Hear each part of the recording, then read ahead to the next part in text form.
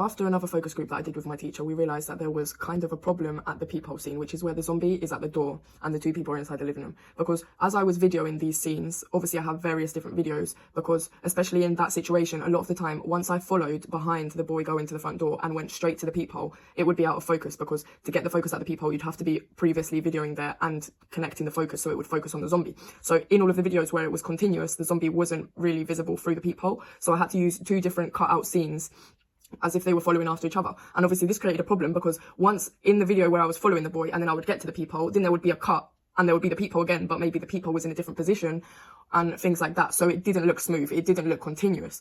So originally my teacher told me to come home and re-video the peephole scene just without the peephole, and then I could put a peephole in myself. So I did research on that and how to use a mask and put the peephole myself. But actually the problem stayed the same, because there was still the continuous video of the boy going to the door, which I couldn't get the boy to come and video again. I could only get the zombie at the door. So it was still the same problem, that once it got to the peephole, even if I put a mask in the same place, it looked very unnatural once it arrived at the peephole. And I still wanted it to look like flowy and natural. So then I decided to add in them small black cuts with like a boom to kind of create tension, but at the same time it's because of a production problem where this wasn't a flowy video that went straight into the peephole.